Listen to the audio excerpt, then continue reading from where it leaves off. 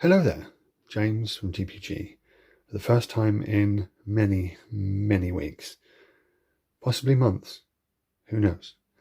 Anyway, welcome to another video on stuff what I have just painted. And as you can see, it is the CADIA STANDS box set. This was a early birthday present to myself, being born just before Christmas. Sometimes does have its advantages because Games Workshop does like to put out nice stuff just before Christmas. So this is taking me a bit longer to paint than usual because I'm still getting used to the new shade paints, which I'm not 100% sure I like, and because of the weather everything is just taking that little bit longer to dry. Anyway, so here we go. This is the, as I said, CADIA STANDS box set. We've got two CADIA infantry squads, a CADIA command squad, an ordnance gun battery, and the new Sentinel, which I originally did not like, but having built one and painted it, I actually do. Anyway, without further ado, let's go in and have another closer look. We're using wobble cam because, yeah, just reasons. So, this is a command squad. Focus. There we go. Now, you may notice that on the shoulder pads, I have used some Warlord Games decals because all the sergeants have the correct chevrons, the British way of doing things. I decided to paint these guys as World War II British. I may have highlighted the fatigues up just a little bit too much. They're not quite as dark as they should be for the period, but hey ho. And they're based on the 50th Infantry Division, the Tynes, or Northumbrian Division, hence why the banner says the 50th Northumbria. Changed it slightly for 40k reasons. And then we go to the 1st Infantry Squad. This one I've given 2 grenade launchers, not because grenade launchers are good, they're not, they're actually a little bit poo in the game. I just think the models holding them look really cool. And again, focus.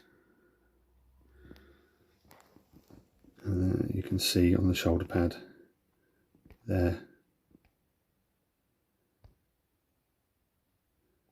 the Warlord Games decal.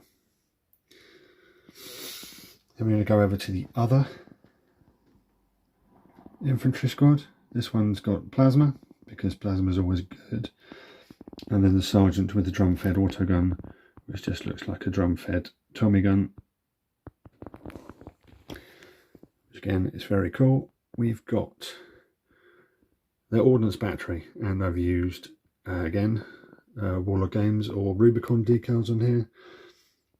Those two-tone number patches are often used by artillery regiments attached to infantry and armoured divisions. So I just picked a random number. It's probably incorrect, but who cares? This is fantasy, not real life.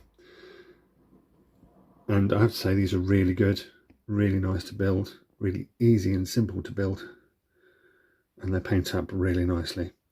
And I've gone for a realistic paint scheme, so not a lot of silver on the show, because why would you paint silver stuff on a battlefield? Because it reflects light. And then we've got the glorious Sentinel. I've always had a soft spot for Sentinel since the first egg-shaped ones came out in, I think it was about 1988, 89. And this one has got the divisional patch of the 7th Armoured Division, the Desert Rats, because the Desert Rats supported the 50th Infantry Division in Normandy.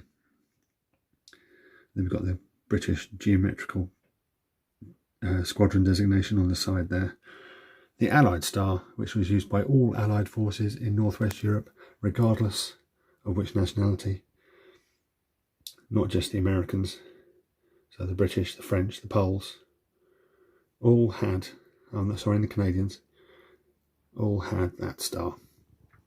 So, there we go, that's the CADIA STANDS box set, all painted and waiting for the next wave of releases, because I really want those Attilan Rough Riders and some Cassakin to add to this. I also want a Ruggle Dawn. For those of you interested, I'm not bothered in the slightest about it not having a bottom. I have plasticard. I have cardboard. I have scissors and super glue. It's no issue. It's the internet being dicks again. Anyway, once again, thank you for watching. There will be some links in the description. I don't know how many work. It's been a while, but click on them. They may work. Have some fun. And as usual, guys, thanks for watching, and I'll catch you next time.